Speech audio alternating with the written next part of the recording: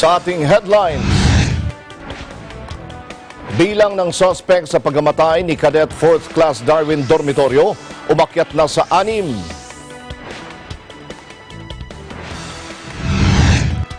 Records will show na yung mga pinail din na criminal charges dun sa mga pulis na yon ay na-dismiss lahat for lack of evidence. PNP Chief Oscar Albayalde handang humarap sa investigasyon ng Senado para sagutin ang mga paratang sa kanya kaugnay ng Ninja Cops.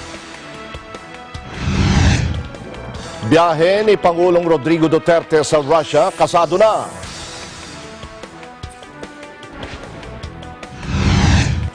DOJ ipapatawag si dating Senador Trillanes sa reklamong kidnapping.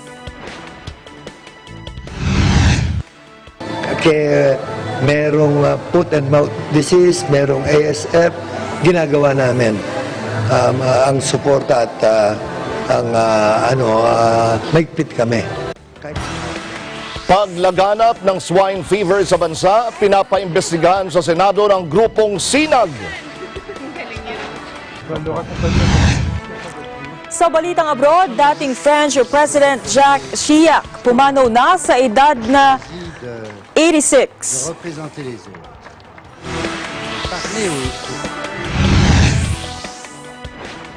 At mas pinasayang mga tugtugan, ihahandog ng Pinas FM 95.5 sa muling pagbubukas nito. Free concert isasagawa sa Lunes.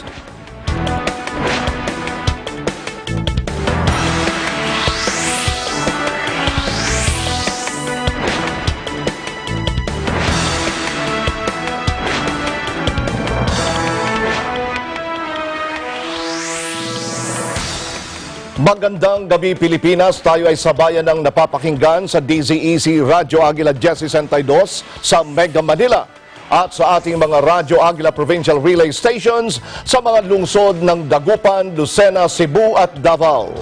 Sa detalye ng ating mga balita, umakyat na sa 6 ang mga itinuturing na suspect sa pagkamatay dahil sa hazing ni PMA Cadet 4th Class Darwin Dormitorio. Ito'y matapos maidagdag sa listahan ng 2nd Class Cadet. Ayon kay Police Colonel Allen Reyco, Director ng Baguio City Police Office, ang ika-6 na suspect ang huling nanakit kay dormitoryo nang makita niya itong nakahiga sa kama. Muling nakita si dormitoryo sa kanyang kwarto na walang malay at idineklarang dead on arrival sa ospital noong September 18. Mismong sa PMA na namatay si dormitoryo at may nakitang mga sugat sa kanyang katawan. Ayon sa mga pulis, minaltrato ang kadete matapos nawala nito ang combat shoes ng kanyang upperclassmen.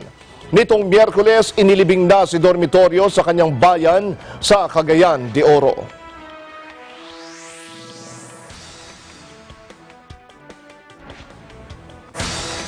Samantala, hindi umano sapat ang pagbibitiw sa pwesto ng mga top official ng Philippine Military Academy o PMA bilang aksyon sa pagkamatay ni Cadet 4th Class Darwin Dormitorio dahil sa hazing. Ayon kay Kabataan Party List Representative Sara Ilago, hindi sapat ang resignation ng PMA head para bigyan ng hustisya at pananagutan si dormitoryo at lahat ng mga biktima ng hazing at pagmamaltrato sa loob mismo ng Top Military Academy. Ang dapat anya ay matigil na ang hazing dahil isa itong uri ng krimen. Una nang nagbitiw sa pwesto sina PMA Superintendent Lieutenant General Ronnie Evangelista at ang Commandant ng mga kadete na si Brigadier General Bartolome Bacaro matapos makumpirma na namatay si dormitoryo dahil sa hazing.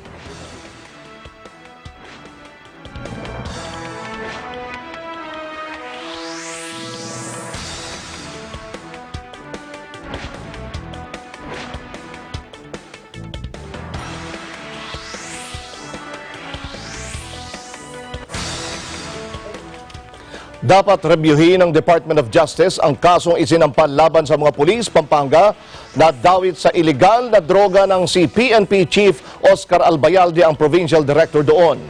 Sinabi ni Senador Panfilo Lacson, maaari itong imbestigahang muli dahil nasa DOJ pa ang kaso at hindi umabot sa korte. Si Man Corvera sa detalye. Sana nga Ipinarerepaso ni Senator Ping Lacson sa Department of Justice ang kasong isinampa noon laban sa mga tauhan ni PNP Chief Oscar Albayalde noong siya pa ang Provincial Director ng Pampanga.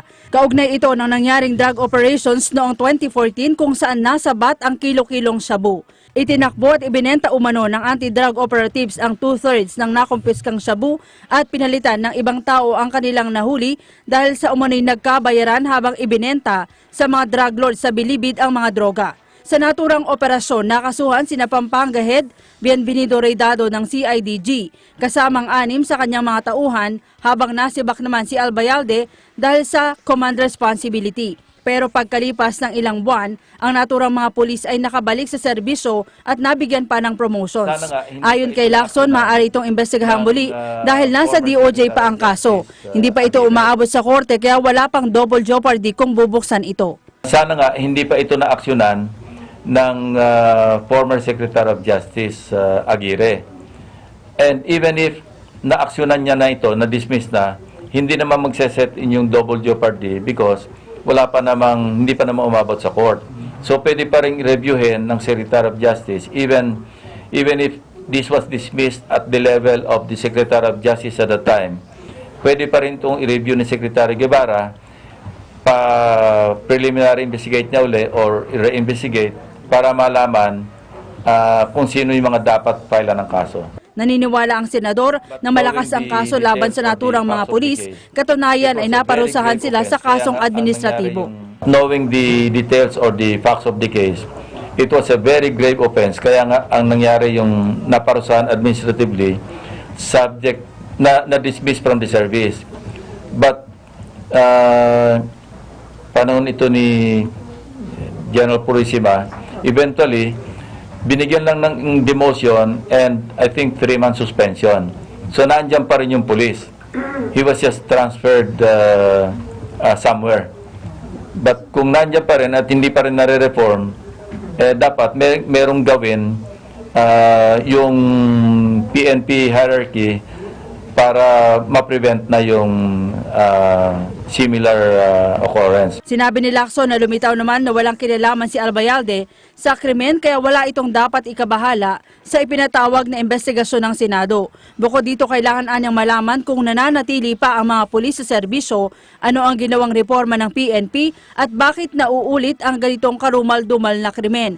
Nauna nang kinumpirma kahapon ni Senator Richard Gordon na iimbitahan sa susunod na pagdinig sa October 1 si Albayalde para magpaliwanag sa recycling ng illegal drugs. They should be thankful that the Senate is helping them without the rogues in their ranks. Kasi kung hindi ito pupunahin at nandyan pa rin yung mga rogue policemen, whether sooner or later, sasakitin ang ulo nila kasi naandyan pa rin at kung hindi pa na-reform, problema nila yan. Para sa Eagle News, may Ann Corvera, IM1 with 25. Samantala, tanging si Pangulong Rodrigo Duterte lamang ang makapagpapasya kung isa sa publiko ang pangalan ng mga tinaguriang Ninja Cops. Sinabi ni Presidential Spokesman Salvador Panelo, nagsasagawa na ng validation ng Office of the President sa mga sinasabing Ninja Cops. Anya, zero tolerance ang Pangulo sa mga pulis na sangkot sa illegal na droga. Inihayag pa ng kalihim na naglaan ng milyong-milyong pisong pabuya sa sinumang makakapatay o makakahuli sa mga Ninja Cop.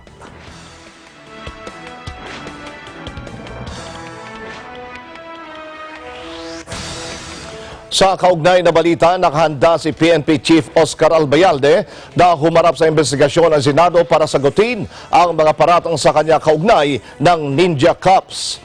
Muli ring iginiit ng general na nare-relieved lang siya noong bilang Provincial Director dahil sa command responsibility. Ang detalye sa report ni Mar Gabriel. Bagaman wala pang sabpina, nakahanda raw si PNP Chief Oscar Albayalde na humarap sa pagpapatuloy ng pagdinig ng Senado sa Martes. Ito ay para sagutin ang mga paratang sa kanya at bigyan linaw ang isyu ng pagdadawit sa kanyang pangalan sa Ninja Cops na nasa likod ng pagre-recycle ng iligal na droga. Kasunod dito ng mga impormasyon na ibinunyag ni dating CIDG Chief General Benjamin Magalong sa executive session ng mga senador. Yes, so that will make it things clear, no? Kasi pilit akong dinadawi doon. I think no less than General Gairlan.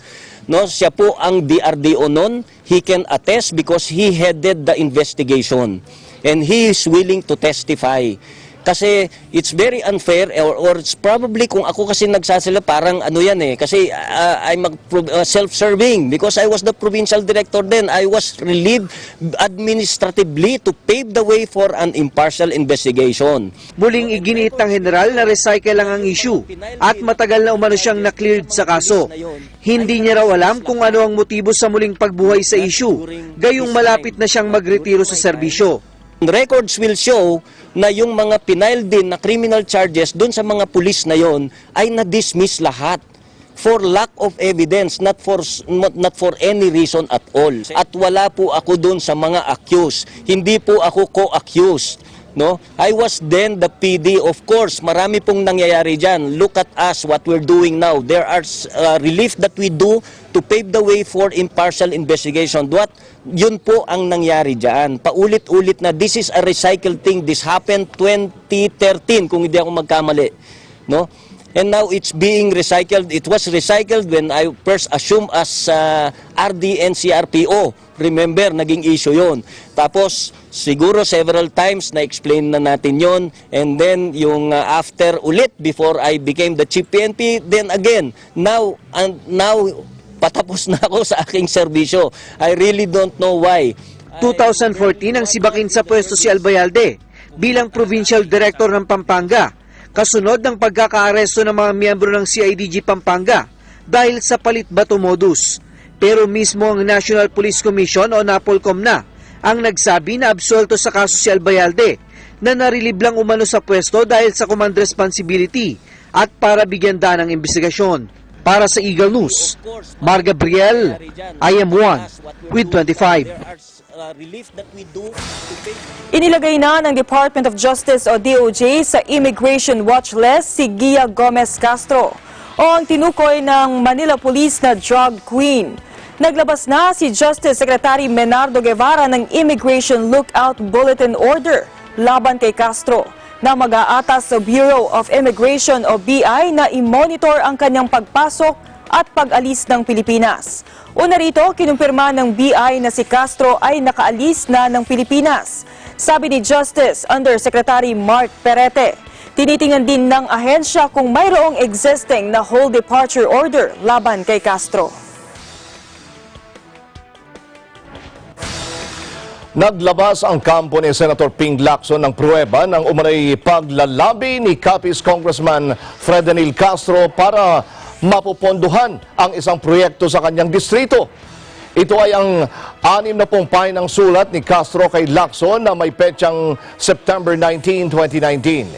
Hinihingi rito ang financial assistance ni Lacson para sa construction ng municipal building sa bayan ng Dumalag.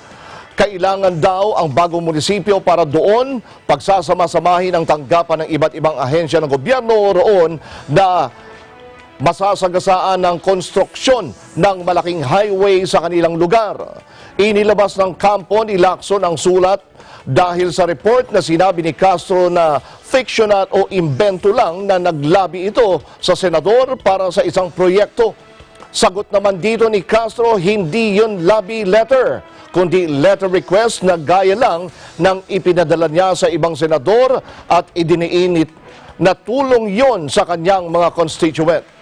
Sina Castro at Lacson ay nagsagutan. Bunso nito ng paghamon ni Castro na pangalanan ni Lacson ang mga kongresistang nagsabi rito na binalak ng mga kongresista na magpasok ng 2020 budget ng tig 700 milyong pisong pork barrel liban sa mga deputy speaker na umunay pabibigyan ng 1.5 billion pesos na pork bawat isa.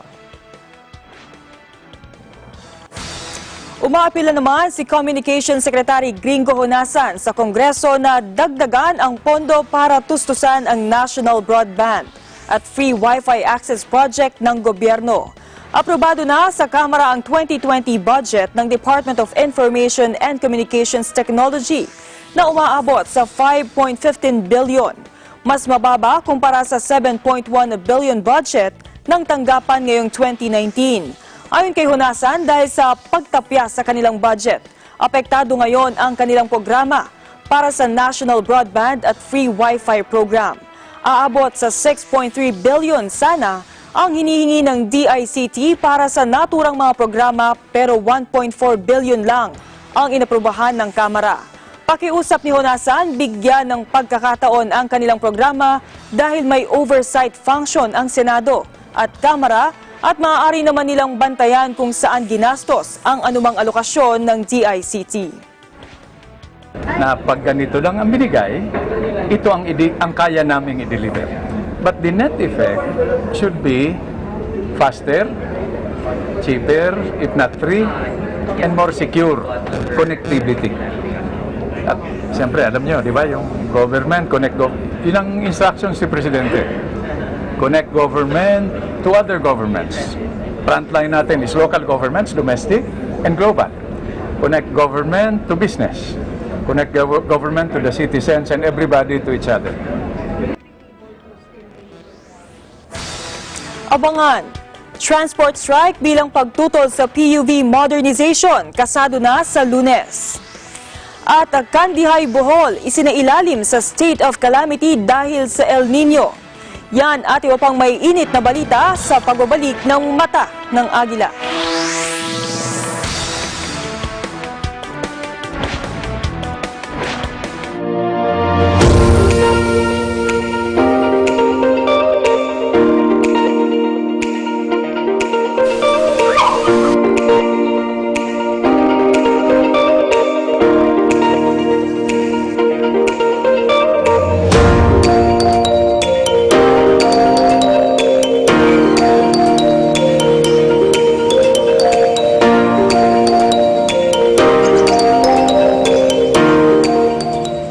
When visiting the Philippines, Manila or Quezon City is a popular destination. But oftentimes the hustle and bustle of the city can be more stressful on your vacation. So when you feel the need to reconnect to nature or relax again, there's a beautiful oasis just outside of the city called the Garden at Ciudad de Victoria.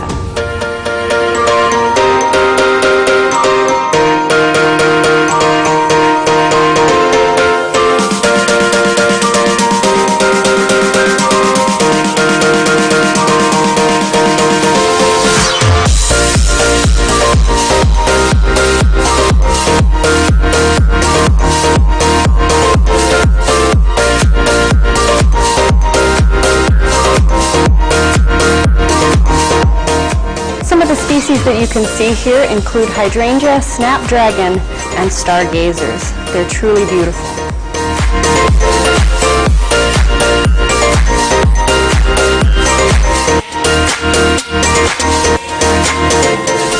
The gardens at Ciudad de Victoria are so peaceful, tranquil, and beautiful that it's become a haven for young couples and a very popular venue for engagement photos.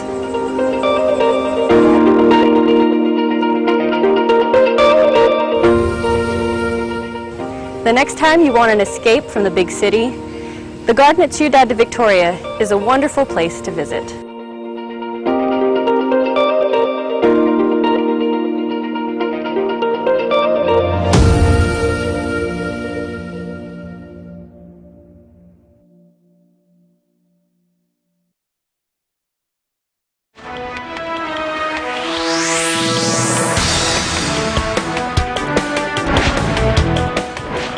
Dalawang araw bago matapos ang 60 araw na target na ultimatum ng DILG sa mga Metro Manila mayors para sa clearing operations, ipinabatid ng Quezon City na 100% na itong nakatugon kahit malawak ang lugar ng lungsod.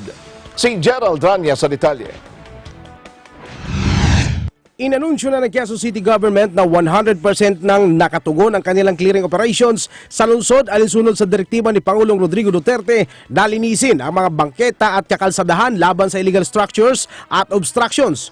Sa pagsisikap ng Quezon City Local Task Force sa loob ng 60 days, masugid na sinuyod at tinutukan ang national roads, primary and secondary roads kasama ang MMDA Mabuhay Lanes at ang proposed Quezon City Bayanihan sa Lansangan Road sa kabila ng malawak na area Pagtitiyak ng Quezon City Task Force for Transport and Traffic Management na kahit matatapos na ang 60 days ng DILG Memorandum Circular ay tuloy-tuloy pa rin ang pag-sustain sa mga lugar na nalinis na nila at ang mga naapektuhan mga illegal vendors ay patuloy na inaayos pati na rin ang mga one-side parking sa mga looban. After 60 days, hindi nangangahulugan na yung effort namin ng clearing may hinto.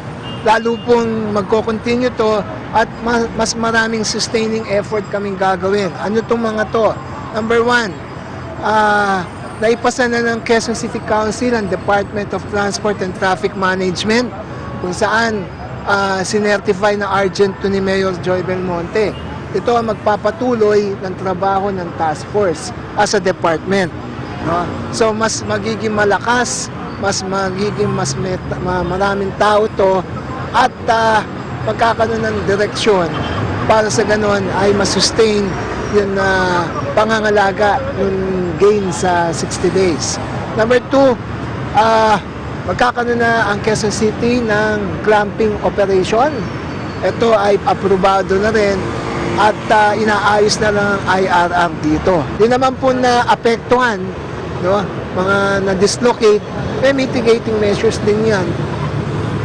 Katulad ng mga vendors, etc., maililipat yan, bibigyan ng panibagong trabaho. Malinaw na rin umano ang commitment ng bawat barangay official sa pagmintina ng kanilang nasasakupan. Para maibalik natin yung mga sidewalk, daan, from personal private use to public. At ito nga po ang isang ginagawa namin. Diyan sa katulad po ng kahabaan ng Morato, Timog, West Avenue, Mabuhay Lane yan, marami po doon, yung sidewalk, yung mga daan, ginagawa ng garahe. Forever na sila nagpapark dyan.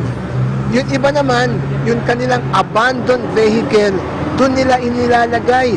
Kaya tuloy, sira na yung sidewalk. No? Nagkakaroon na ng talahib.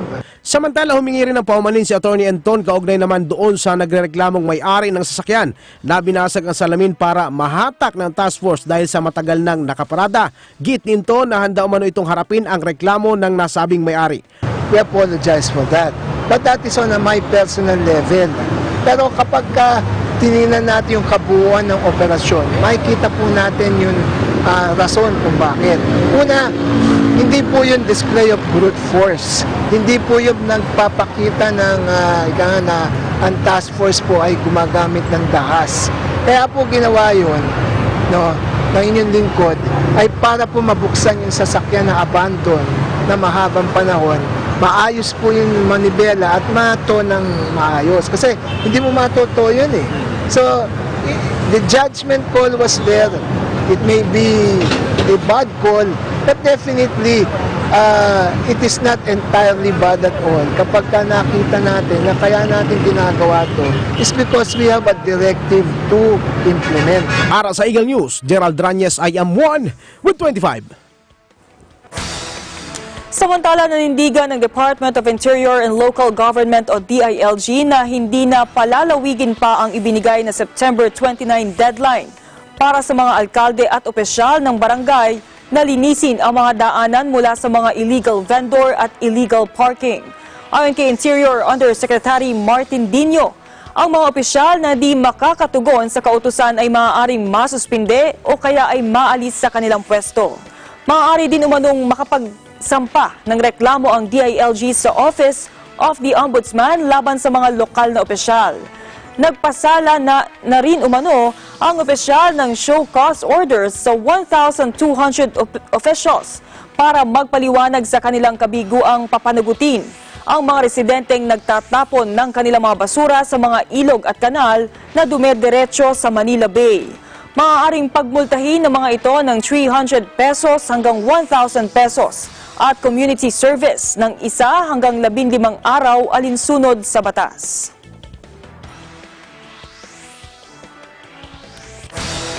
Sa iba pang top story, nais ng Agricultural Industry Group sa bansa na imbestigahan ng Senado ang paglaganap ng swine fever sa Pilipinas. Ayon sa grupong Sinag, noong Hunyo at Hulyo ay nagkaroon na ng insidente ng pagkamatay ng mga baboy sa Rizal, pero wala umanong ginawa aksyon ang Department of Agriculture para mapigilan ito. Si Eden Santos sa detalye. Pinaiimbestigahan ng Samahang Industriya ng Agrikultura o SINAG ang umano'y paglaganap ng African Swine Fever sa Pilipinas. Sa ipinadalang sulat ni SINAG Chairman Rosendo So, sa tanggapan ni Senador Cynthia Villar, Chairman ng Senate Committee on Agriculture, ay sinabi nito na patuloy ang pananalasa ng ASF sa 416 billion pesos na hog industry sa bansa. Nais nilang ipatawag sa imbestigasyon ng Senado ang mga dating opisyal ng Department of Agriculture sa pangunguna ni dating Secretary Emmanuel Piñol. Katwiran ng grupo noong Hunyo at Hulyo pa ay nagkaroon na ng insidente ng pagkamatay ng mga baboy sa Rizal, subalit wala umanong ginawang aksyon ang DA para mapigilan ito. Samantala, kinumpirma naman ng lokal na pamahalaan ng San Fernando, Pampanga na nananatiling zero ASF sa kanilang lugar. Ayon kay San Fernando Mayor Edwin Edsa Santiago, mabilis nilang napigilan ang pagpasok ng ASF sa Pampanga matapos ang sunod-sunod na pagkamatay ng mga baboy sa ibang lugar. Yes, at saka wala pang tinatamaan because of agad-agad. Saka ang City Agricultural Veterinary Office namin, kaya merong foot and mouth disease, merong ASF, ginagawa namin. Ang suporta at maigpit kami kahit sa karne. Pinakamaigpit kami when it comes to katay o yung pag-aproba ng mga, we have 4 big hog raisers farm aside sa backyard. Alam mo naman yung mga backyard, lahat may alagang aso at baboy gusto nila. Di ba tayo mga Pilipino? So we maintain that. Yun. Gayunman, tiniyak ng alkalde na ligtas pa rin ang pagkain ng karne sa kanilang lalawigan. Hinimok nito ang publiko na tangkilikin pa rin ang local meat para matulungan ang hog industry. Sa amin naman kasi patuloy ang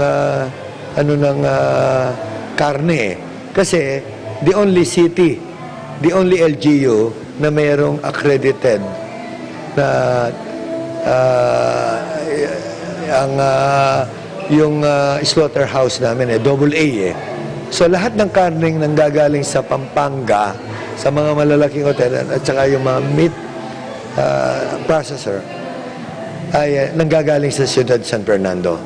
So still ang sikreto lang naman yan dahil ang African Swine Fever virus hindi naman lumilipat sa tao nakakaano lang dahil may internal hemorrhage, namumula. It's more of psychological. So sabi ko, patuloy tayong kumakain ng karne para protein at masarap. So patuloy natin pagtutulong-tulungan yan na huwag kumalat, huwag na lumaganap para ang industriya lalo na yung mga hog raiser, yung mga backyard breeder, hindi sila talagang grabing tamaan. Tinatamaan na sila ngayon. Kaya we really promote na huwag kayong ihintong kakain ng karne. Para sa Eagle News, Eden Santos, IM1 with 25. Samantala, nangangamba ang isang grupo na posibleng magkaroon ng kakulangan sa supply ng pork-based processed food products sa ilang lugar sa Visayas at maging sa Mindanao dahil sa 100 araw na total ban ng karne ng baboy mula sa Luzon dahil sa African Swine Fever o ASF. Ayon sa Philippine Association of Meat Processors Incorporated o PAMPI, maaaring magkulang ang supply ng pork-based processed food products gaya ng hamburger, hotdog, tocino at iba pa. Ang mga nasabing produkto nila, partikular ang mga galing sa Luzon, ay nasa ilalim ng 90 hanggang 100 araw na total ban sa Davao City, Cebu City, Bohol at Negros Occidental. Paliwanag ng PAMPI, ang ipinatupad na ban ay dahil sa takot sa ASF na nakaapekto sa ilang hog farms sa maraming lugar sa Luzon. Samantala, sabi ni Department of Agriculture, inihahanda na nila ang ilang hakbang para maiwasan ang posibleng pork shortage sa Visayas at Davao City. Hinimok ang buong isla ng Mindanao na ipagbawal ang pagpasok ng baboy at pork products sa gitna ng tumataas na kaso ng African Swine Fever sa Luzon. Ayon sa Mindanao Development Authority o MINDA, Nanawagan sila sa mga lokal na pamahalaan na maglabas ng executive order na nagbabawal sa pagpasok ng baboy mula sa mga lugar na apektado ng ASF. Sabi ni Minda Chair Emmanuel Piñol, matutugunan ang banta ng ASF kung ipagbabawal ang pagpasok ng buhay na baboy, karne ng baboy at processed meats sa Mindanao. Una rito, ang pamahalaang lungsod ng Davao ay nagpatupad na ng temporary ban sa shipment ng mga baboy at iba pang pork products mula sa Luzon bilang bahagi ng quarantine measures nito. Sa iba pa ring tampok na balita, isinailalim na sa state of calamity ang isang bayan sa Bohol dahil sa epekto ng El Nino. Mula pa noong Enero, nakararanas ng drought ang bayan ng Kandihay na nakaaapekto sa nasa 2,000 magsasaka. Ayon sa sangguniang barangay, isinailalim sa state of calamity ang bayan para magamit ng lokal na pamahalaan ang kanilang emergency fund. Gagamitin ang nasabing pondo para ayudahan ang mga apektadong magsasaka.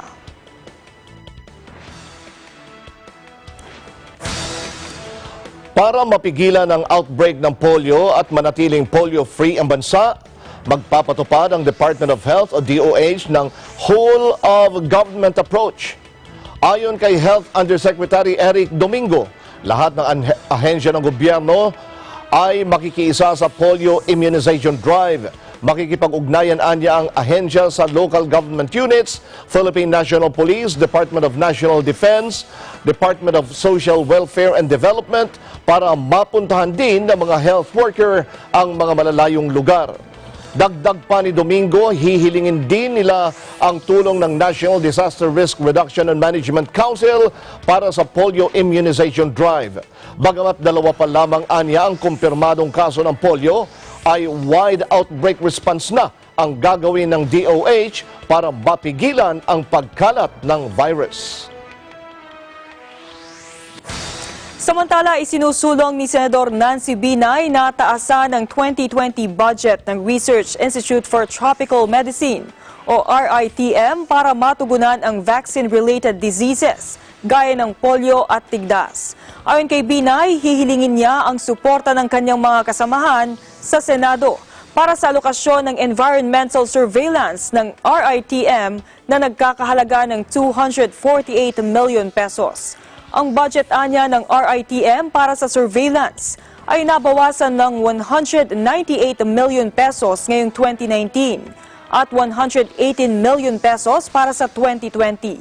Sabi ni Binay, hindi napapanahon ang pagbawas sa nasabing budget, lalo pa at may napaulat ng outbreak ng polio at kaso ng diphtheria.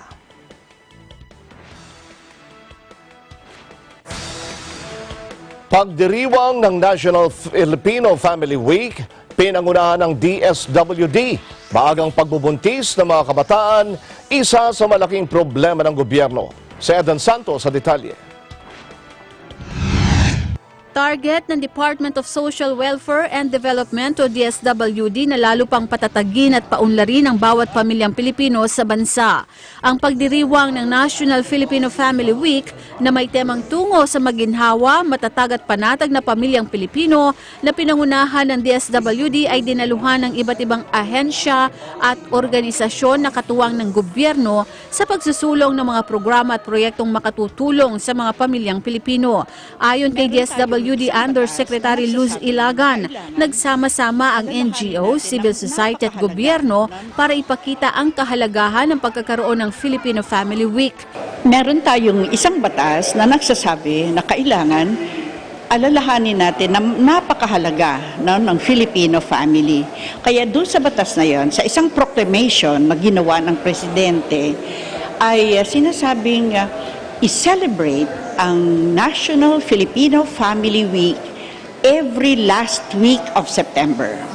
Kung kaya, nagsasama-sama ang mga ahensya ng gobyerno, ang mga NGOs at saka civil society groups para magkaroon ng isang pagsasama na makita kung ano kahalaga talaga ang Filipino family.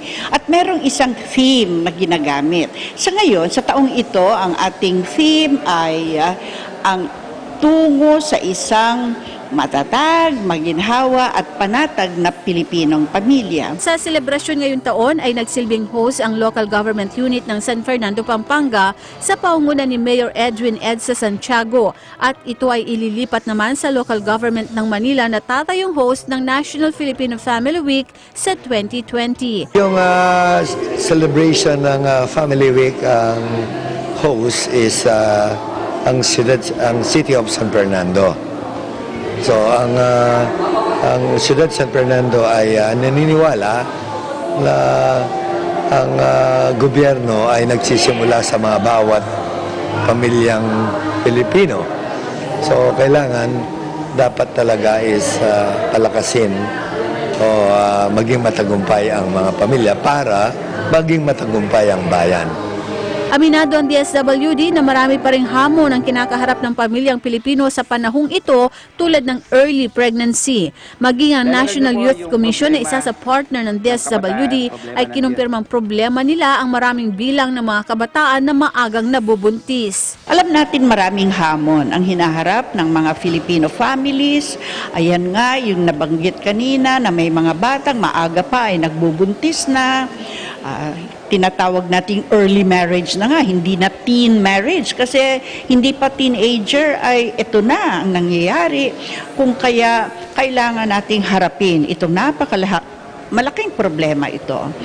Marami ding mga hamon pa ang hinaharap ng mga pamilya na naghihirap, no? Dahil kulang ang income, ang mga bata ay hindi makapag-aral at ang mga magulang ay hindi nakakabigay ng sapat na panahon para sa kanilang mga anak.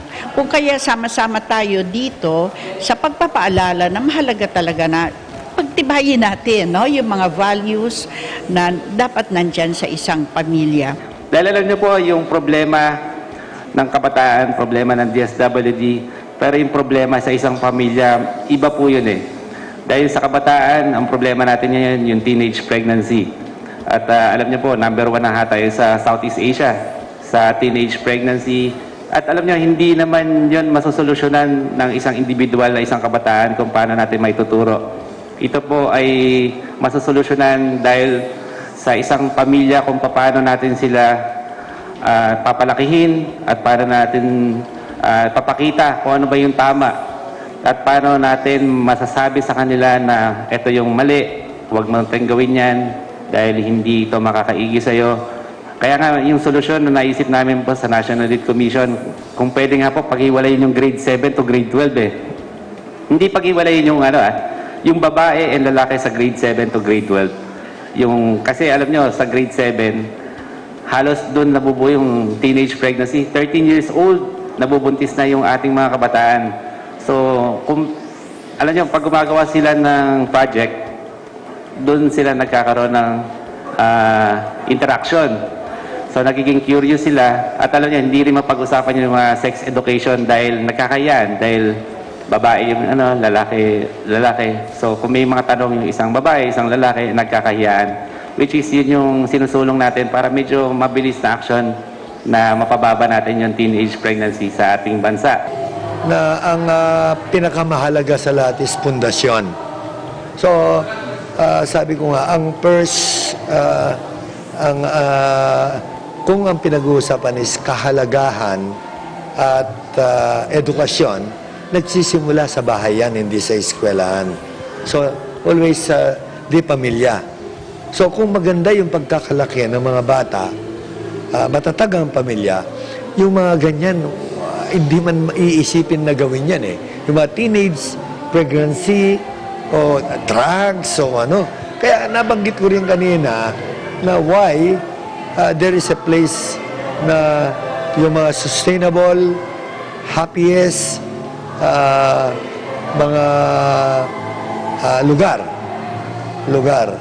So wala silang crime, zero teenage pregnancies, zero HIV. Bakit? Maganda kasi ang pundasyon ng pamilya nila at gobyerno. Sabi ko, isa lang naman ang sikreto niyan eh. Palaki ng bata sa isang pamilya na maayos at matatag na itutuloy ng mga bata o pag-iigihan pa ang ginawa ng ating mga So pamilya pa rin ang bagsak. Nakapaloob naman sa selebrasyon ng National Filipino Family Week ay ang paglagda sa Renewal of Commitment kung saan nakapaloob ang iba't ibang priority program ng National Committee on Filipino Family o NCFF na kinabibilangan ng health and sanitation, nutrition and food security, solo parents, social protection, homeless street families and indigenous groups, migration, overseas work and trafficking, internal displacement, and families in emergencies. Para sa Eagle News, Eden Santos, IM1 with 25. Aprobado na ng National Police Commission o NAPOLCOM ang pag-recruit sa mahigit 10,000 na pulis sa puwersa ng PNP. Layo ng resolusyon na maresolba ang insurgency problem at masuportahan ng personal build-up programs. Sinabi ni Attorney Rogelio Casuraw, Vice Chairman at Executive Officer ng NAPOLCOM. Kinakailangang makapag-recruit ng PNP ng halos 8,000 law enforcers para sa PNP Mobile Forces sa 17 police regional offices. Magkakaroon din anya ng recruitment ng mahigit 2,000 police para sa National Support Units sa iba pang opisina ng PNP. Abangan, Office of Transportation Cooperatives naglabas ng abiso para bigyan ng babala ang lahat ng accredited transport cooperatives na lalahok sa Tigil Pasada. At opisina ng isang illegal online lending application na Mango Loan, sinalakay ng NCRPO. Antabayanan ang mga balitang yan sa pagbabalik ng Mata ng Agila.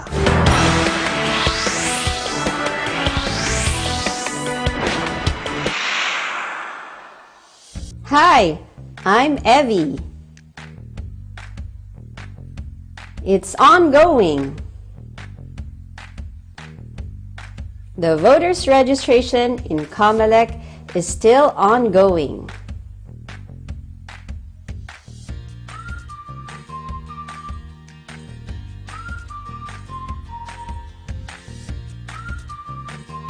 If you are 15 to 17 years old,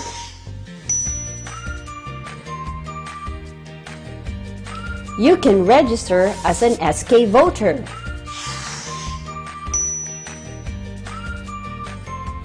But if you are 18 years old and above,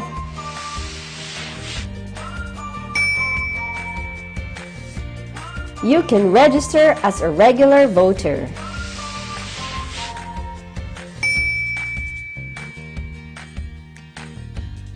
Now go to the nearest office of the election officer in your place.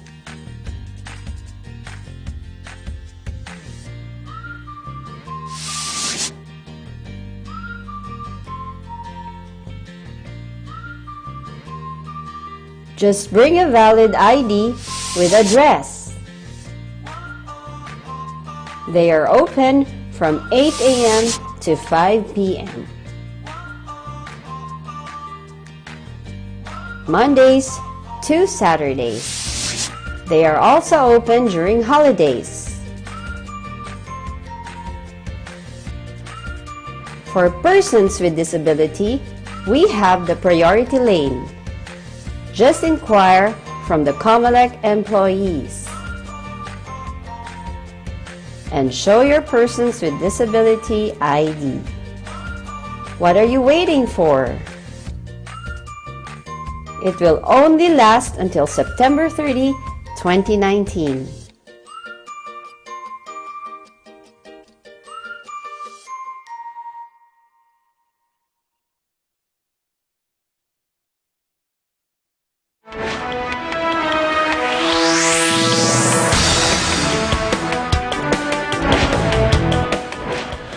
Naglabas ng abiso ang Office of Transportation Cooperatives o OTC para bigyan ng babala ang lahat ng accredited transport cooperatives na lalahok sa tigil pasada na otomatikong mapapawalang bisa ang kanilang accreditation.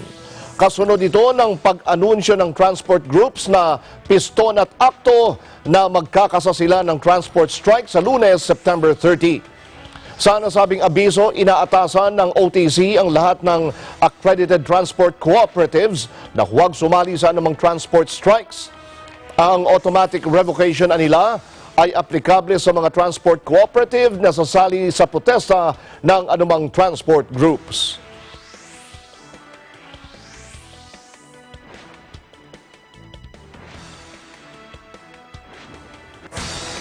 Samantala, kinansela ng Land Transportation Franchising and Regulatory Board ng ahensya. Hindi anya sila mag-aalinlangan na ipatupad ang nasabing kautusan dahil hindi isinasaalang-alang ng mga nagtigil pasada ang kapakanan ng mga pasahero.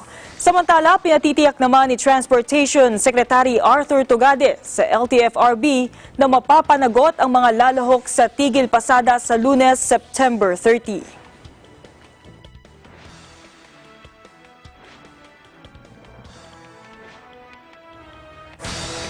Naranasan ang bumper-to-bumper na traffic sa northbound lane ng South Luzon Expressway o SLEX kaninang tanghali dahil sa Skyway Extension Project.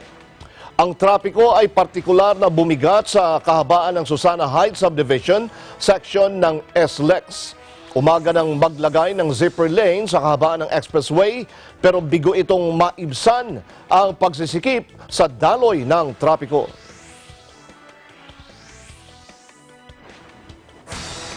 Kailangan umano ng sangay ng ehekutibo ang kooperasyon ng iba pang sangay ng gobyerno para maibsan ang trapiko sa Metro Manila.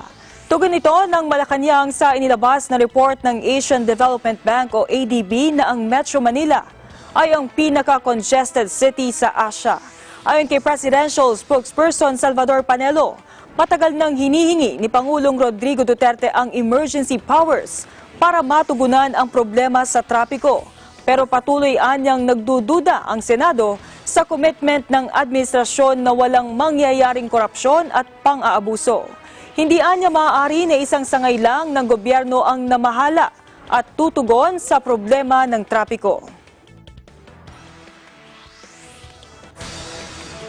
Sinalakay ng mga operatiba ng NCRPO Regional Special Operation Unit ang umano'y call center at opisina ng isang illegal na lending applications.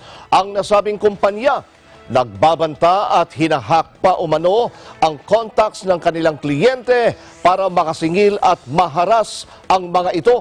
Si Arlo Bringa sa detalye. Yeah, your company, your lending application, that after you lend money, then you harass them. You insult and threaten those who cannot pay. Your workers are telling us what you have been telling them, what to do in your client or customer. Sermon ng inabot ng mga nangangatwiran pang Chinese national na ito na nagsisilbing may-ari ng lending application na kanilang sinalakay matapos na maaresto sa ikinasang search warrant sa opisina na manggulo na pagmamay-ari ng Fuway Lending Corporation sa Pasig City. Kabilang sa reklamo sa nasabing kumpanya ay pangaharas, pagbabanta sa kanilang kliyente kapag hindi nakapagbayad sa tamang oras at paghahak ng contacts at iba pang data sa phone ng biktima, gayon din ng napakataas na interes na kanilang ipinapataw sa kanilang mga kliyente. Inabutan din sa opisina ang 49 na Pilipinong empleyado na nagsisilbing agent o kolektor na animoy mga tagaharas sa mga kliyente at nagbabanta na kung saan nauuwi pa sa pagpapakamatay ng kanilang biktima. Nakatikim din ng sermon kay Eliasar ang mga nasabing empleyado ng illegal lending application. Ay, alam niyo ba na may 5 nang nagpakamatay dahil sa pananakot ng kahiyang ginagawa na yan? Alam niyo ba yun? Kayo mga empleyado, alam niyo ba na mayroong 5 na nagpakamatay dahil sa kahiyang ginagawa niyo? Ikaw, alam mo yun? Kung kasama mo, anak mo ang nagpakamatay dahil sa ganyan, tinatakot nila or binablockmail itong mga naglo-loan sa kanila.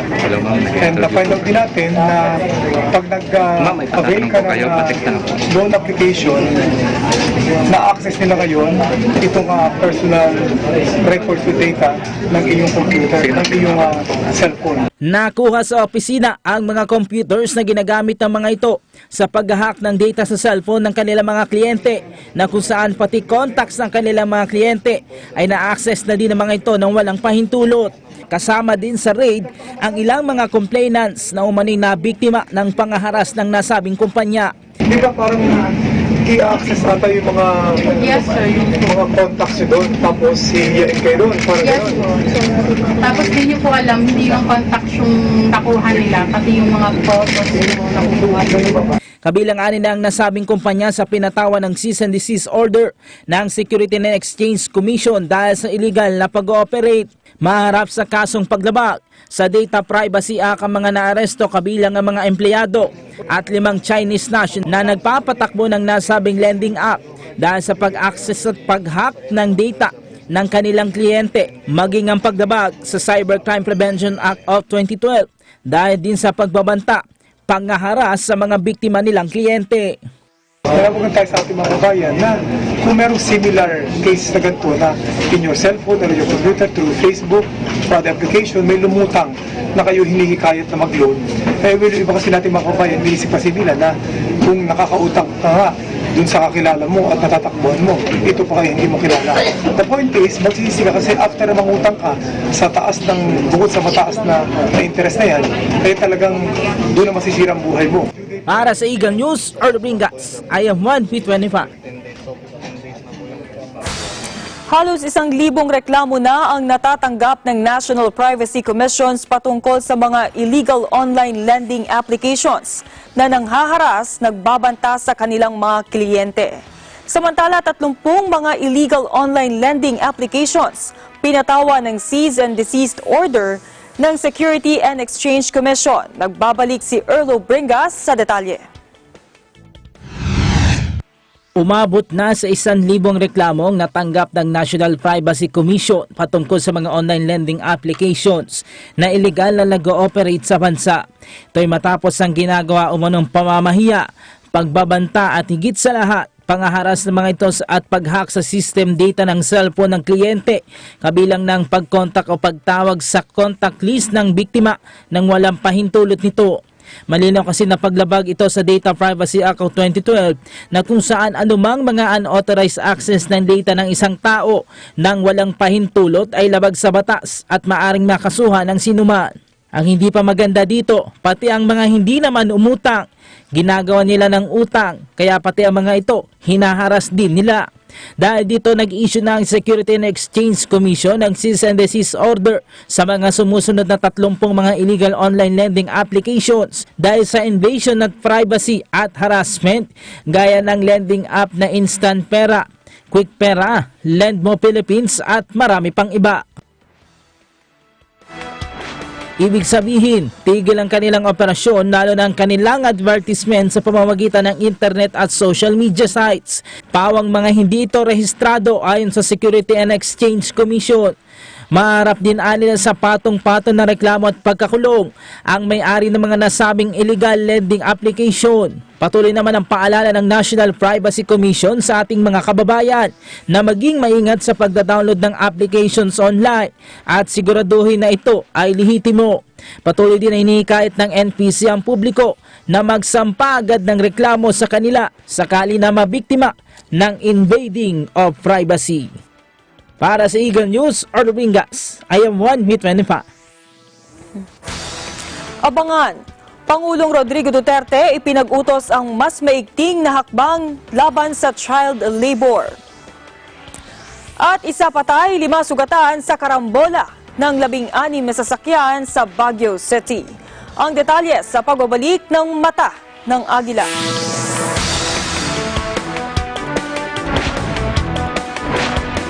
Pangalagaan ang sarili laban sa kagat ng lamok. Narito ang 5S strategy kontra dengue. Search and destroy breeding places.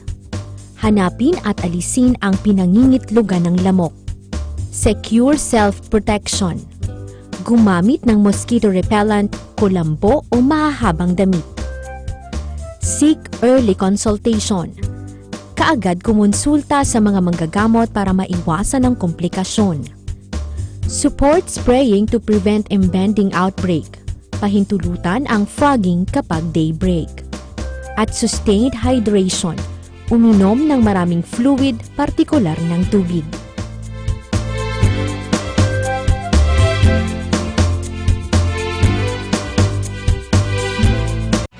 Letters and Music, Lunes hanggang Biyernes, 1:00 hanggang 2:00 ng hapon.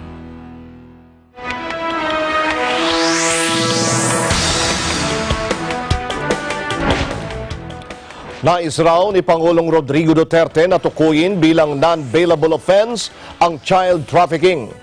Ayon nito kay Cabinet Secretary Carlo Nograles at anya, nais ng Pangulo na taasan at higpitan ang parusa sa mga paglabag sa may kaugnayan sa child trafficking.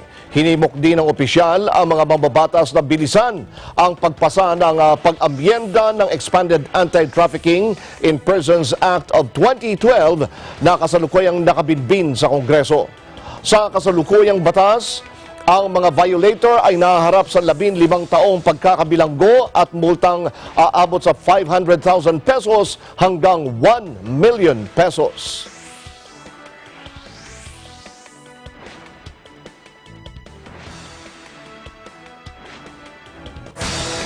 Samantala, inatasan ni Pangulong Rodrigo Duterte ang mga ahensya ng gobyerno na paigtingin ang ginagawang hakbang laban sa child labor. September 17 nang lagdaan ng Pangulong Executive Order 92 na lumikha sa National Council Against Child Labor. Pangungunahan ng Labor Secretary ang nasabing council at ang Social Welfare Secretary ang magiging Vice Chairperson. Kabilang sa mga miyembro nito ay ang mga kalihim ng iba't ibang ahensya ng gobyerno. Binigyan ng mandato ang National Council Against Child Labor na lumikha ng National Action Plan para sa epektibong pagpapatupad ng special protection ng mga bata laban sa child abuse, exploitation at discrimination act. Ang nasabing council din ang makikipag-ugnayan at mangangasiwa sa implementasyon ng Philippine Program laban sa child labor. Pansamantalang sinuspindi ni Environment Secretary Roy Simato ang lahat ng dragon boat race activities sa Boracay kasunod ng tumaob ang isang dragon boat na ikinasawi ng 7 katao. Ayon kay Simato na siyang chairman ng Boracay Interagency Task Force, ang dragon boat race activities kabilang ang pagsasanay at training ay suspendido muna ngayon hanggang sa mabusisi ng masinsinan ang emergency protocols. Sa September 30 ay nakatakdang dumalo sa pagpupulong ang lahat ng ahensyang kabilang sa emergency rescue and response.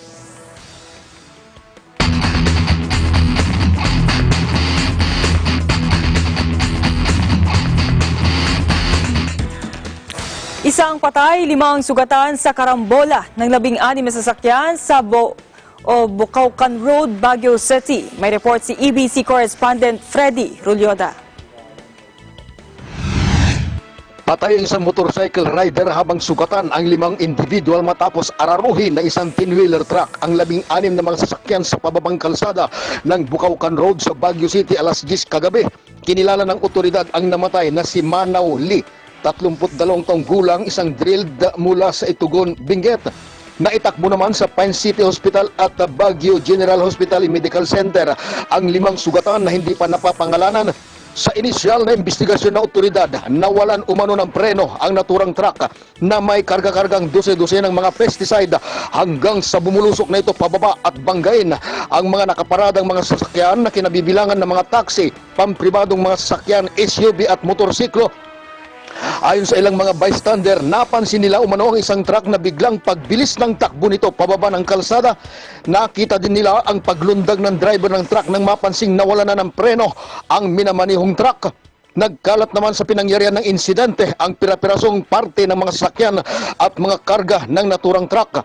Ayon kay Rafael Valencia ng Rescue 911 Baguio Station na nagdulot ng mabigat na daloy ng trapiko ang aksidente habang inaayos ng mga responding mga pulis ang mga sasakyan na naapektuhan sa traffic.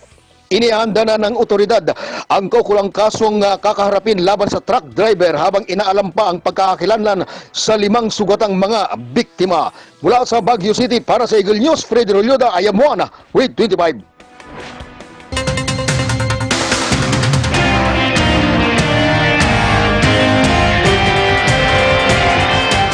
Mga kabilang sa livestock industry, nangangamba sa kakulangan ng supply ng baboy sa oras na magtagal ang ipinatutupad na total ban ng swine sa Pangasinan. May report si EBC correspondent Nora Dominguez. Dahil sa pangamba ng mga swine producer na baka kulangin ang supply ng karning baboy oras magtagal ang pinatutupad na total ban sa mga swine supply mula sa labas ng Pangasinan, ay bumuo ngayon ng isang proposal ang Office of the Provincial Veterinary o OPVET upang hilingin kay Pangasinan Governor Amado Espino III na maamyandahan ang naunang inilabas nitong executive order kaugnay ng ipinatutupad na total ban sa lahat ng mga swine o live pigs mula sa labas ng Pangasinan. Ayon kay Dr. Jovito Tabarejos, Assistant Provincial Veterinarian, nakapaloob sa kanilang proposal kay Espino na kung maaari ay payagan ng mga piglets at breeders na makapasok sa Pangasinan, ngunit sa kondisyon na dapat mag-apply ang mga swine o piggery owners ng permit sa kanilang intensyon na makapag-supply ng baboy dito sa lalawigan.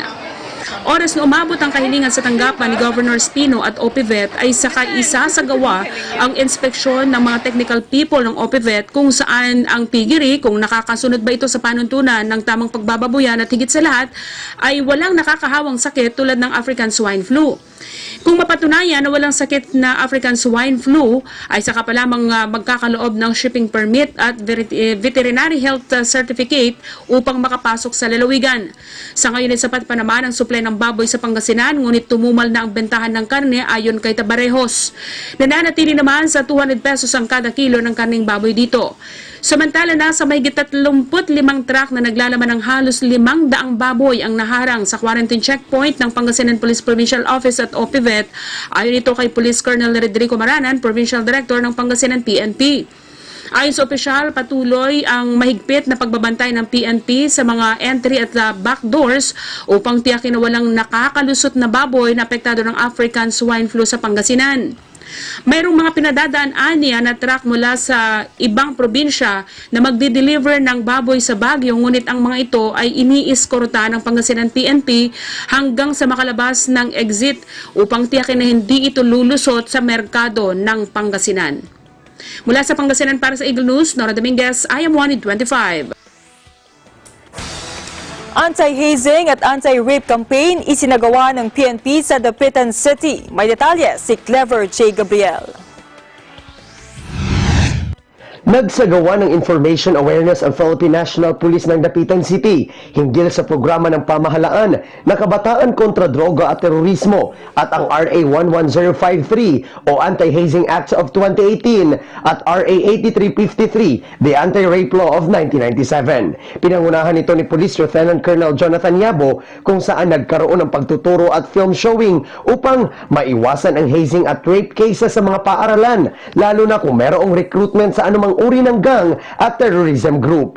Aktibo namang nakipagkaisa mga mag-aaral ng Ilaya National High School mula grade 9 hanggang grade 12. Patuloy naman ang kampanya ng pamahalaang bayan at ng PNP sa pagsusulong ng kapayapaan sa buong syudad. Mula rito sa Zamboanga del Norte, para sa Eagle News, Clever J. Gabriel, IM1 with 25.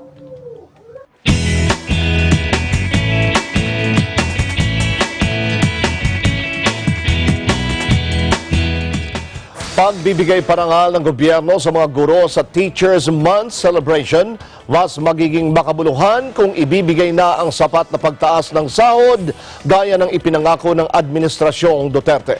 Si Gerald Rania sa detalye.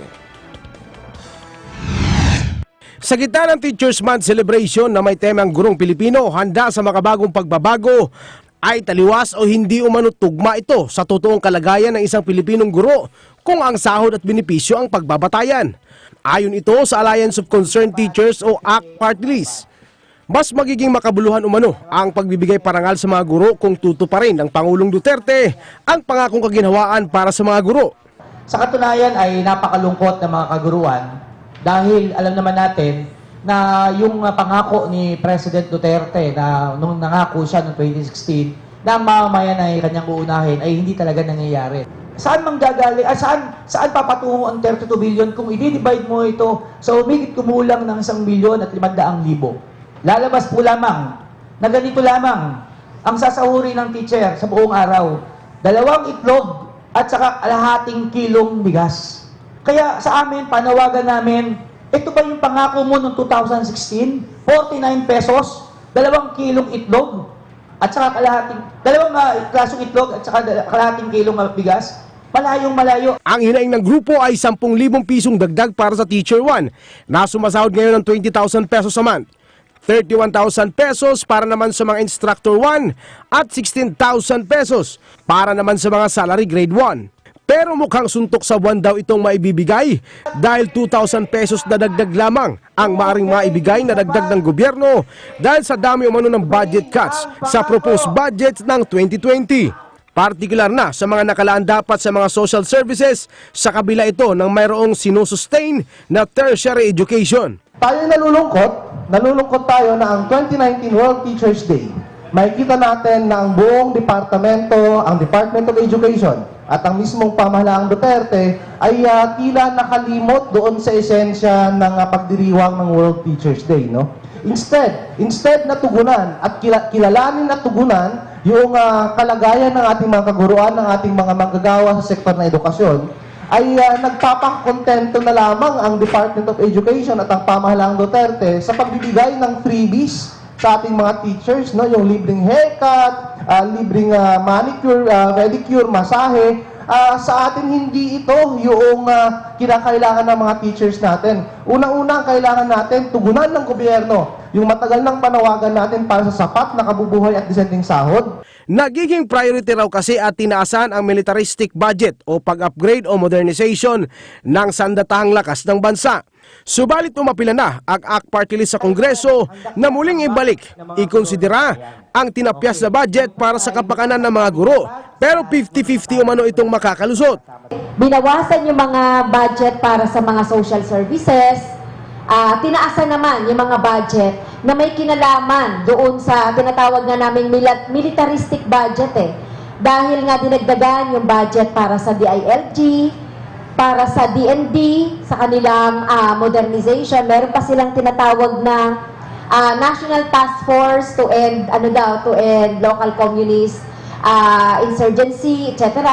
Kaya sa mga darating na araw sa gitna ng pagdiriwang ng Teachers Month, nakatakdang magsagawa ng malaking pagtitipon ang mga guro upang ipanawagan at isigaw ang paniningil sa pangako ng Duterte administration sa makatwirang dagdag sahod.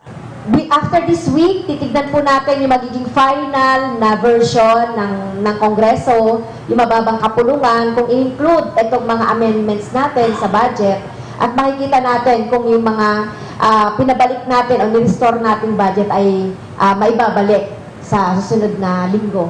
Okay? So, makakaasa po yung mga teachers na yung ACT Teachers Party List ay patuloy na igigiit yung sapat na budget para doon sa pagtaas ng sweldo. 31 billion ay kulang talaga. Kulang na kulang talaga. Para sa Eagle News, Gerald Ranyes, I am one with 25.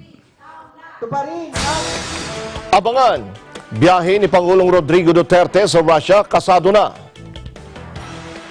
Presyo ng 120 life-saving medicine sa bansa, nais bawasan ng Department of Health. Ang mga balitang yan sa pagbabalik ng Bata ng Agila.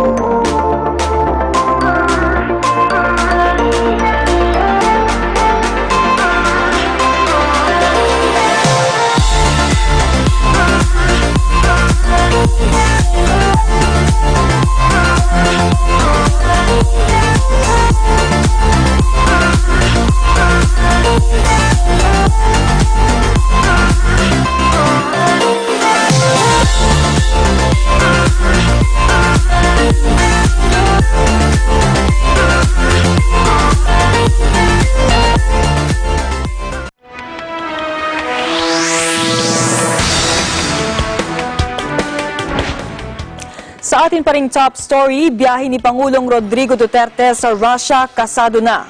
Bilateral deals at foreign policy lecture, inaasahan sa kanyang pagbisita. Si Vic Sumintak sa detalye.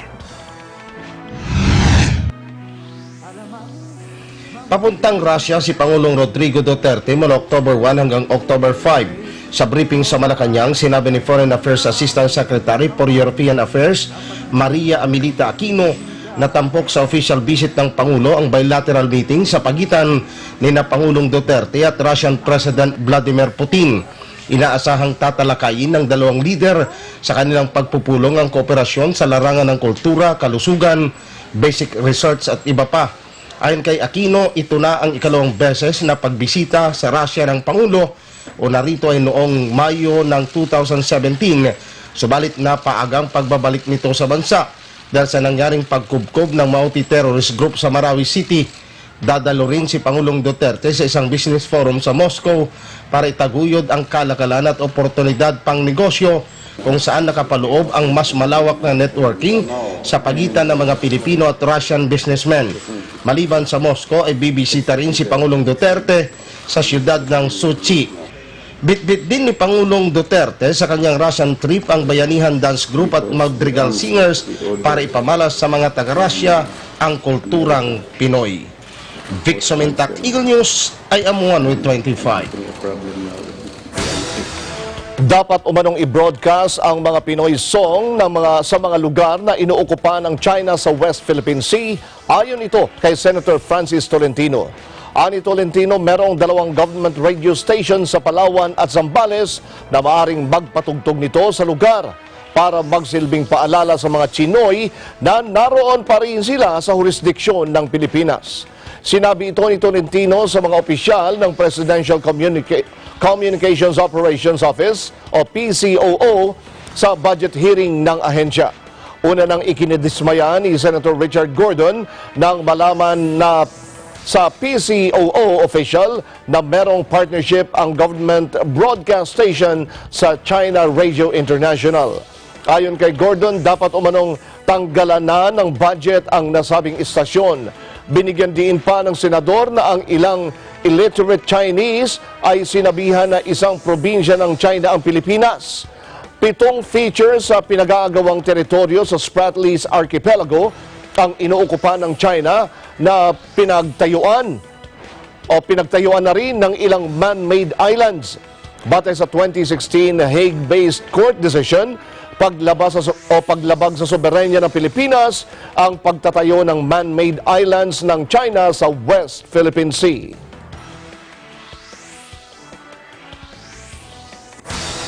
Pinagtibay naman ng Senate Committee sa United States ang inamyendahang batas na tumatalakay sa pagbabawal sa pagpapapasok sa US ng kahit sinumang opisyal ng Pilipinas na may kaugnayan sa pagpapakulong kay Senadora Leila de Lima. Sa Twitter post, pinuri ni US Senator Dick Durbin ang Appropriations Committee sa pag-aproba sa inamyendahang batas. Si Durbin ang isa sa 5 senador na naghain ng resolusyon sa US Senate na kumukundena sa pagpapakulong kay de Lima. Ilan pa sa mga US senators ay sina Senators Marco Rubio, Ed Markey, Marsha Blackburn at Chris Coons. February 2017 nang makulong ang senadora sa Philippine National Police Custodial Center sa Camp Crame dahil sa pagkakaugnay sa illegal drugs sa New Bilibid Prison noong panahon ng kanyang termino bilang Justice Secretary.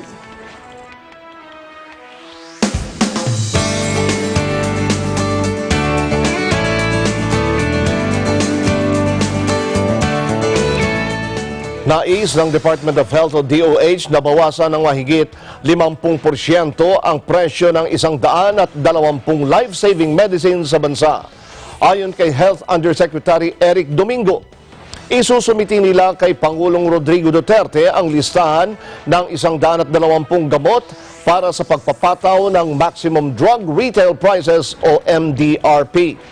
Ang presyo anya ng ilang piling gamot ay inaasang mababawasan ng 56% mula sa kasalukuyang presyo sa merkado oras na balagdaan ng Pangulo ang isang executive order. Dagdag pa ni Domingo, inaasahan nila na ilalabas ng Pangulo ang nasabing EO sa Oktubre. Kabilang anya sa mga nasabing gamot ay para sa sakit na cancer, hypertension, diabetes, cardiovascular disease, chronic lung diseases, neonatal diseases at major cancers. Isinulong ng Department of Health ang pagkakaroon ng price ceiling o maximum retail price sa mga high-value medicine na ibinebenta sa bansa. Si Vin Pascua sa detalye. Patuloy pa rin nagbabayad ng mataas na presyo ang Pilipinas para sa mga gamot mula sa ibang bansa, lalo na ang mga generic medicine. Ito ang naging dahilan ng Department of Health kung kaya't isinulong nila ang pagkakaroon ng price ceiling o maximum retail price para sa mga high-value medicine na ibinebenta sa bansa. Sinabi ni Health Undersecretary Enrique Domingo, ginawa nila ang rekomendasyon nito kasunod ng isinagawang review sa mga ibinebentang gamot sa mga ospital sa bansa. Generic drugs, although cheaper than the branded drugs, are still sold up to 4 times the international reference price index. Whereas the branded innovator products, ito yung mga single brand na patented na wala pang generic counterpart, they're sometimes sold up to 22 times higher when sold in a private pharmacy as compared, for example, to a government hospital or a government pharmacy. Nakita naman natin din na meron tayong malaking disparity. Same product, bakit pag binili mo sa ospital na medyo social, high-end, ang mahal-mahal niya, pero pag binili natin sa butika, mas mura siya. This prompted the DOH to conduct a thorough review of pricing policies and options for the government to make medicines more affordable. The last time that we set a maximum drug retail price was in 2009. Nung panahon pa ito ni President Makapag-Arroyo kasi nung nagawa yung Cheaper Medicines Act. And it's always upon the recommendation of the Secretary to the President, and the President signs an executive order. Ever since nun, wala nang naulit, meron lang 6 na produkto tayo na naisama sa listahan nun, na bumaba talaga yung presyo. The objectives of the Mbrp policy are to promote and ensure access to affordable and quality drugs, to achieve universal health care, including financial risk protection, yung hindi naghihirap ang mga kababayan natin, and of course, to prevent yung talagang yung disaster sa pamilya every time may magkakasakit. Dahil rito, naghanda ang komite na binuo ng DOH ng listahan upang malaman ng publiko ang ginawang review ng mga gamot mula sa iba't ibang bansa. After a thorough market review of the drug prices, so chinek nila yung drug prices all over the world, the trends and the overall structure of the pharmaceutical market, the committee came up with recommendation. The proposed list, which will be posted sa website natin for comment as part of our public consultation, the proposed list covers 124 drugs addressing leading diseases and catastrophic conditions in the Philippines, like hypertension, diabetes, cardiovascular disease, chronic lung diseases, neonatal diseases, yung mga bagong panganak na baby, and major cancers. Aside from Mbrp, we're using several tools to improve affordability and accessibility to medicine.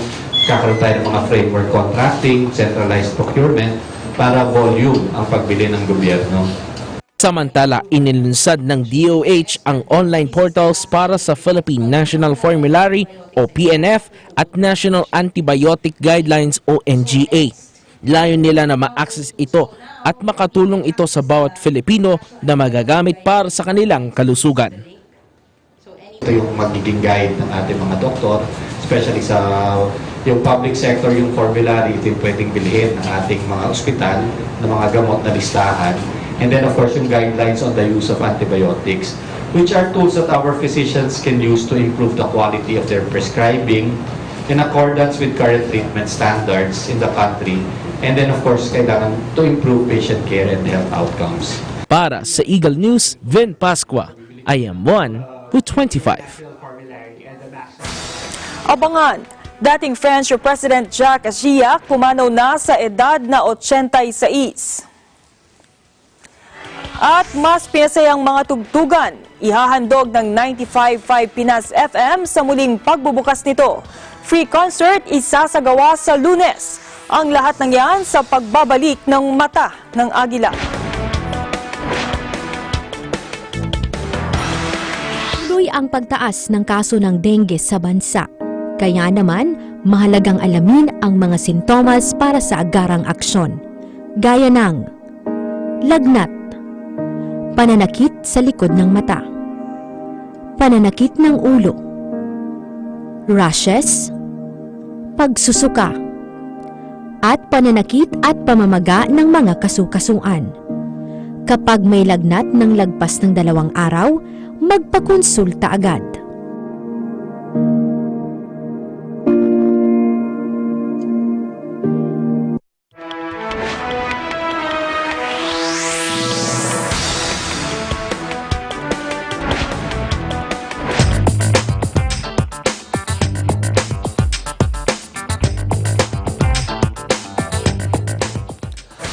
Matapos ang big-time oil price hike ngayong linggo, asahan naman ng mga motorista ang bawas presyo sa produktong petrolyo sa susunod na linggo.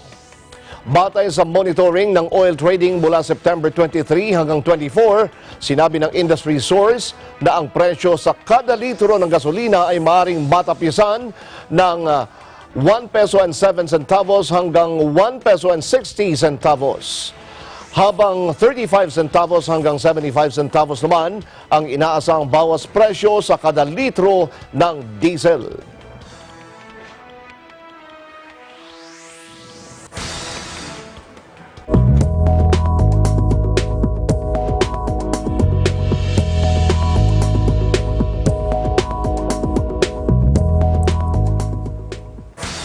Patuloy na binabantayan ng pag-asa ang tropical depression na nasa labas ng Philippine Area of Responsibility. Huli itong namataan sa layong 1,410 kilometers sa silangan ng Visayas. Posible itong pumasok sa PAR ngayong weekend. Samantala, 2 weather system ang nakaaapekto sa bansa. Northeasterly surface wind flow ang umiiral sa dulong bahagi ng Northern Luzon, habang easterlies naman sa silangang bahagi ng bansa. Bukas, makararanas ng maulap na papawirin na may kalat-kalat na pag-ulan at thunderstorm sa Batanes at Babuyan Islands. Habang ang Metro Manila at ang nalalabing bahagi ng bansa ay makararanas ng bahagyang maulap na papawirin na may ilang mga pag-ulan dahil sa localized thunderstorms.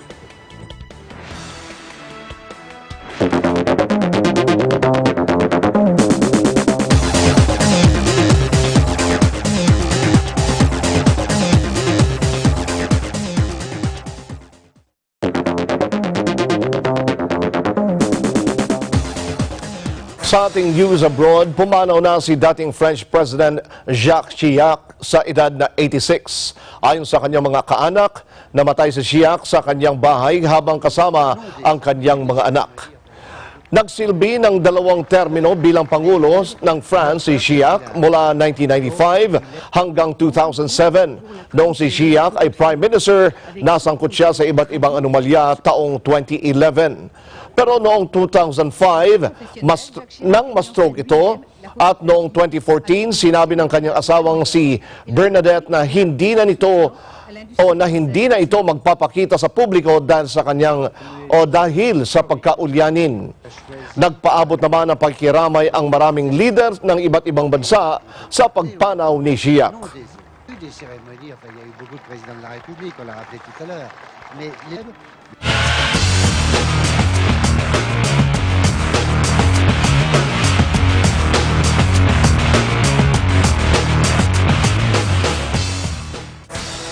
Easier to coach. Ito ang sinabi ni head coach Tim Cone sa pagkuha kina Slaughter, Tenorio, iba pang PBA vets para sa SEA Games. Yan at iba pang balitang sports, ihatid sa atin ni Ben Bernaldez. Sa basketball, ipinaliwanag ni Gilas Pilipinas head coach Tim Cone ang rason sa pagkuha sa 6 na players ng Barangay Ginebra na kabilang sa 15-man pool ng national team para sa 2019 Southeast Asian Games. Una rito ay inanunsyo ni Cone at ng Samahang Basketball ng Pilipinas na isasama sa Gilas team ang core players ng Gin Kings sa sina L.A. Tenorio, Scotty Thompson, Stanley Pringle, Japet Aguilar, Greg Slaughter at Art de la Cruz. Ayon kay Cone, familiarity ang magiging sandalan nila lalo pat maikling panahon lamang ang nakalaan para sa kanilang preparasyon. Kasama rin sa lineup sina Jason Castro, R.R. Pogoy at Troy Rosario ng Token Tex, Junmar Fajardo, Christian Stan Hardinger, Chris Ross at Marshall Lasseter ng San Miguel, Matthew Wright ng Phoenix at Vic Manuel ng Alaska. Kapansin-pansin naman ang hindi pagkakasama ng mga rookie guards na sina Robert Bolick at CJ Perez na kapwa nagpabilib sa kanilang mga performance sa 2019 FIBA World Cup. Pero paliwanag ng two-time Grand Slam coach, puro mga veterano ang kanilang kinuha para mas mabilis matuto sa loob lamang ng maigsing panahon. Sa tennis, binigyan ng 16 linggong ban si Nick Kyrgios ng ATP at inilagay sa 6 na buwang probation period kasunod ng investigasyon ukol sa aggravated behavior nito sa isang tournament sa Cincinnati noong nakalipas na buwan. Ininsulto kasi ni Kyrgios ang isang chair umpire at umalis sa court upang sirain ang 2 raketa sa second round loss nito sa Western and Southern Open. Kalaunan ay pinagmulta ito ng $113,000 dahil sa 8 magkakaibang mga offense. Samantala, ipinagpaliban muna ang suspensyon dahil kailangan munang masunod ni Kyrgios ang ilang mga kondisyong itinakda ng ATP, kabilang na ang pagkonsulta sa isang espesyalista sa behavioral management sa off-season. Titingnan din ng ATP ang naging mga komento ni Kyrgios sa US Open kung saan tinawag nitong pretty corrupt ang ATP. Ngunit hindi naman daw maituturing na isang major offense ang pangapahayag nito ng Australian player. At yan ang mabalita para sa EN Sports. Ako si Ben Bernaldez and I'm 1 with 25.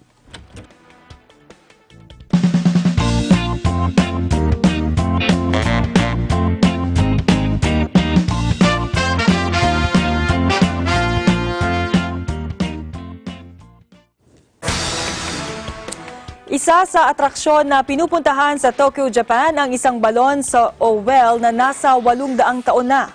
Pinasyalan ito ni Japan Bureau Correspondent Dennis Lu at narito ang kanyang report.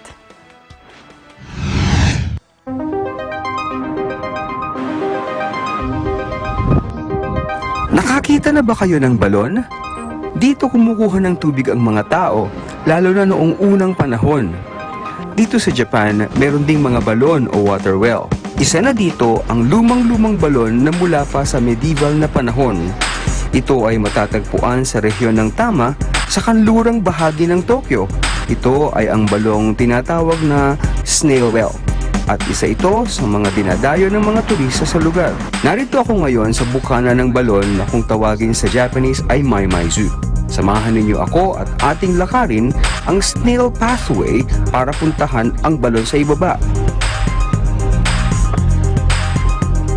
Dahil sa korte ng lugar na ito, tinawag itong Maymay na sa Tagalog ay suso.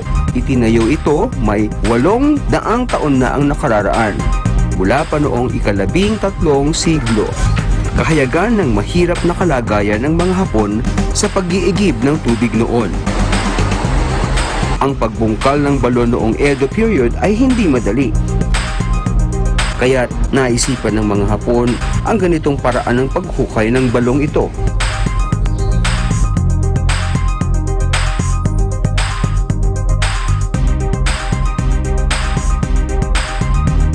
Si Dennis Lu dito sa Maimai-zu, Tokyo, Japan para sa Eagle News. I am 1 with 25.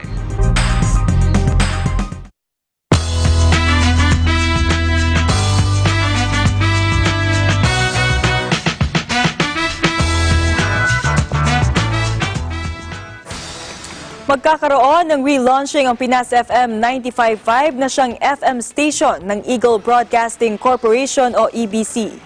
Kaugnay nito ay maghahandog ng free concert ang Pinas FM na tinawag nilang The Switch. Dito ay magsasama-sama ang nasa mahigit 20 OPM artist kabilang sina JR, Chris Lawrence, Kithara, Alex Bruce, Paulo and Miguel Gico, Curay, Imago, Better Days, Banda ni Cleggy, Selena Marie, Dre Rana, TJ Monterde, SB19, Rapido, Brown, Aiki, Bench and the Collectives, Never the Strangers, Frio, Sid Hartha, We Got, Grace Note at marami pang iba.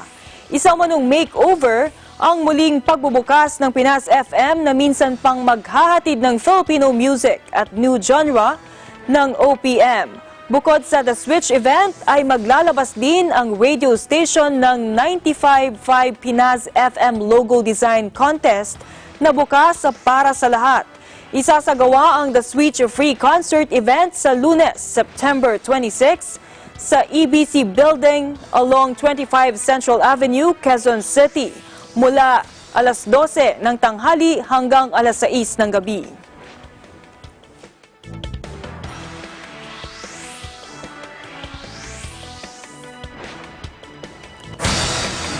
At sumainyong kabuuan ng mga balita dito sa Mata ng Agila. Samantala, sundan ang aming mga balita sa Eagle News PH, Facebook, YouTube, Twitter at Instagram. I-like lang ang aming fanpage sa Eagle News PH and Net25 TV at Eagle News Live. Sundan din kami sa Twitter at Eagle News at kung may balita sa inyong lugar, gamitin po ang aming hashtag Eagle News. At sa iba pang balita, bisitahin ang aming website, eaglenews.ph, eaglenewslive.com. Para sa mga bago at patas na balita mula rito sa bansa at sa iba't ibang panig ng mundo, ito ang Mata ng Agila. Ako po si Sam Cepeda. At ako naman si Judith Yamera. Maraming salamat sa inyong pagsubaybay. Magandang gabi. And we are one with 25.